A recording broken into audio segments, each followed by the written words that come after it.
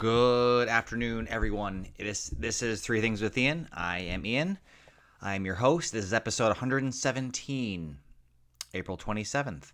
Welcome. On today's program, we're going to talk a little soccer, a little sunscreen, and a little fast food. Good mix, I think. Okay, without further ado, let's jump in. I got my hands on the newest Prime. I always like to try the new flavors. Sour Nova. Pretty decent. Yeah, overall not bad.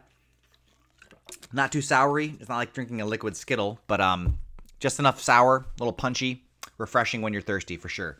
In another life, I did have a 1 million view viral video about Prime. So don't always drink Prime, but when I do, I think fondly of the fact that I did have a slight viral internet sensation.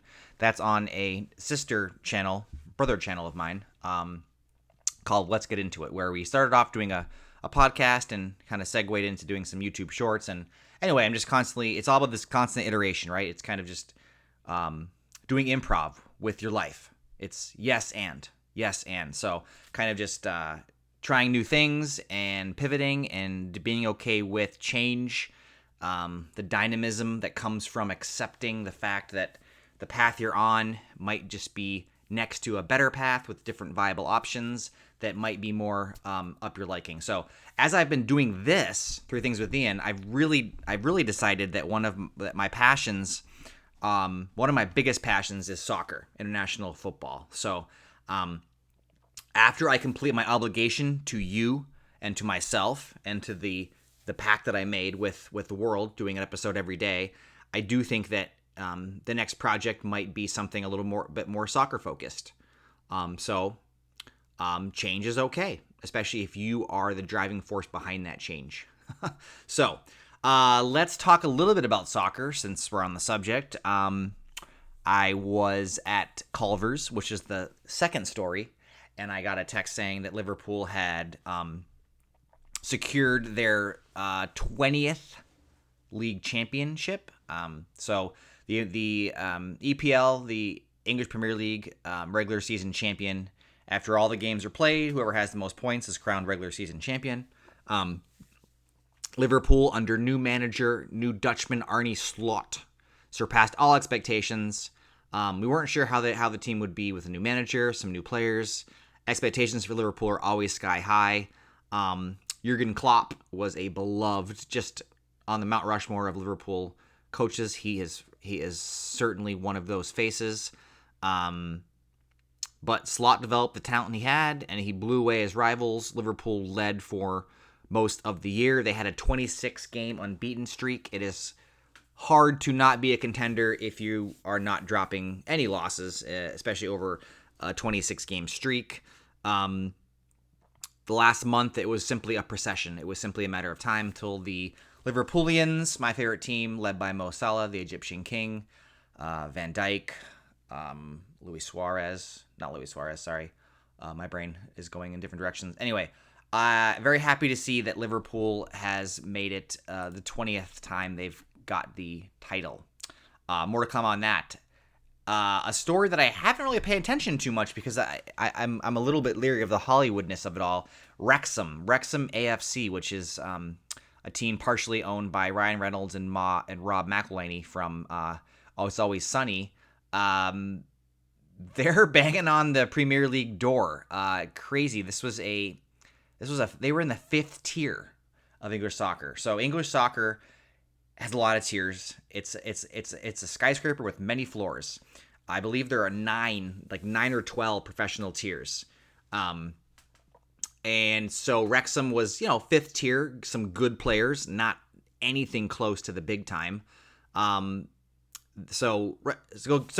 I'm getting myself. Ryan Reynolds and Rob bought the team in 2020, so it's been like 5 years. But they're the first club to ever earn back-to-back promotions. So that is very hard to do because oftentimes when you go up a league, you often get pushed back down or you're stuck in the bottom bit. So to get promoted and then promote again it's unheard of. Obviously, I mean it's never been done before. So they are basically knocking on the Premier League door. It'll probably not be next year when they get there, but if they keep getting talent, and they're spending money, and they're getting good coaching, and they have this sort of Lassoian believe story behind them, Ted Lassoian kind of belief, then I guess the sky's the limit, right? So we'll be interested to see what becomes of that. So anyway, enough soccer for today. I want to talk about Culver's. Culver's is basically it's a Midwestern. It is fast food. It is a little bit higher quality, a little bit slower pace of cooking than your Taco Bell and McDonald's, Burger King, but it is still in the fast food category. Make no mistake. But Culver's is a Wisconsin-based fast food franchise. Their hallmarks are they're very welcoming in terms of the atmosphere. The employees are very nice.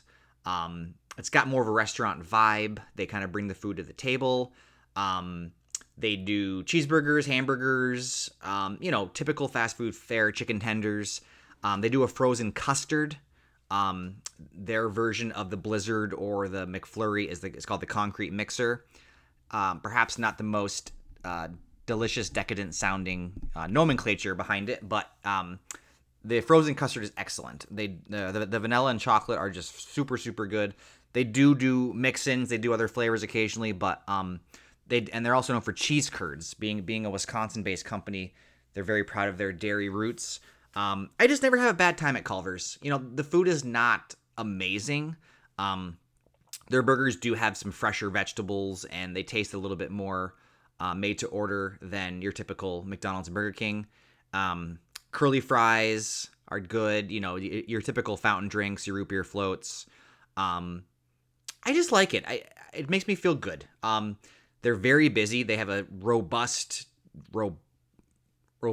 drive-through lane that can often get quite backed up. But I think they do a good job of sort of cultivating kind of a I don't know, not a down-to-earth vibe, but it's a pleasant, welcoming place where you don't feel rushed, and the people generally do a good job of greeting you. And I think I think their standards of employee countenance are a little higher than your average place. So I'm gonna give a shout out to Culver's. I know that the 2025 NFL draft was in Lambeau, Wisconsin, home of Culver's, and I know they had a few national shout-outs. I don't know their geographical reach. I don't think they're much beyond Ohio, Indiana, Illinois, Wisconsin. I could be wrong. If I'm wrong, please give me a thumbs down and tell me what I got wrong, right? Because I am here to be accurate. So anyway, Culver's, check it out sometime when you're driving around. White and blue is they have a sort of a pretty nondescript. I'm not even sure what their logo is, but they have a blue background, sort of a cursive Culver's in white font. Just good stuff. And the size of the restaurants is nice too. The dining room is a little bit more open, and there's a little bit more availability in terms of sizes of tables for some large groups. And like I said, you don't feel rushed, and it just feels like a good place to be. If you're in the mood for essentially a higher end fast food hamburger, cheeseburger kind of place. And they do have like some fish options too for Lent and just in general as well. Anyway, that's Culver's. The topic number 3, I don't have a topic number 3 that was fully developed in my brain, but I'm thinking about sunscreen. Because as a person that we're kind of entering sunscreen season where, you're going to get caught out in the sun for a little bit too long, and you're going to get your first sunburn of the year, and it's unpleasant, and it kind of makes you remember, especially those with a predisposition to skin cancer and to sensitivities for the UV rays that are constantly going to be above us nowadays. I don't know how I feel. I'm very pro sunscreen. I think that this year I might move away from some of the more aerosol spray types. They just feel gross. Who knows what's really in them? And I don't discount that there's active ingredients that are protecting me from skin cancer, and I'm very grateful for those. And I'll continue to get skin exams and dermatology appointments and things like that, just to ensure that the back of my neck is for me where I get the most skin damage. It's the skin that has the most direct lineup. As a kid, my ears got burned a lot. That seems to have dissipated slightly. Top of my nose. Arms are kind of hairy and freckly, but I still got to do sunscreen.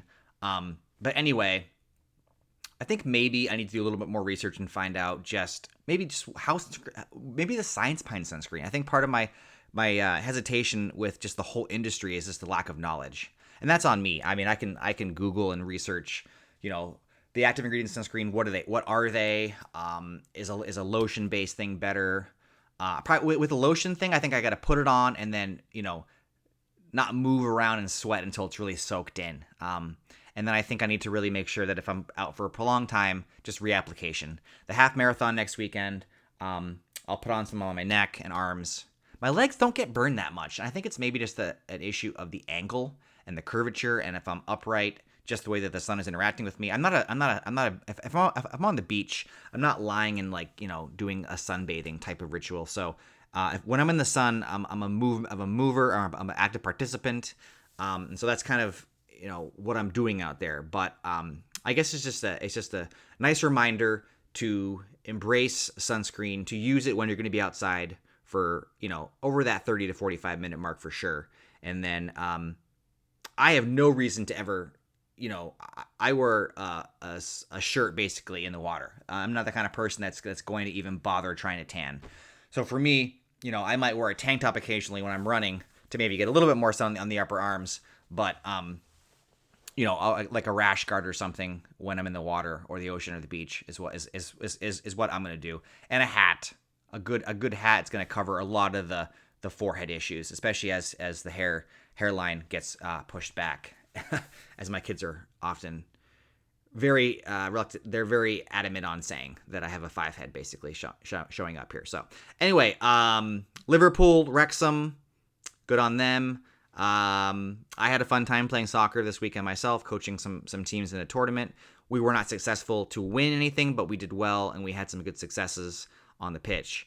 And we talked about Culver's. If you're around, check it out. They do have some good cheese curds. I know that they're not anywhere near the top of the line Wisconsin cheese curd. So back off on that, guys. I know that this is specifically just a fun little fast food experience, and it's not, Michelin star 5 class. But anyway, 5 class. I'm not even sure what that means. Anyway, I'm going to leave you with that. 3 Things with Ian. Up to 52 subscribers. When we get 100, I will happily shave my head for you on air. Just got to figure out how that will be logistically, but we'll make it happen. Take care, guys. Goodbye.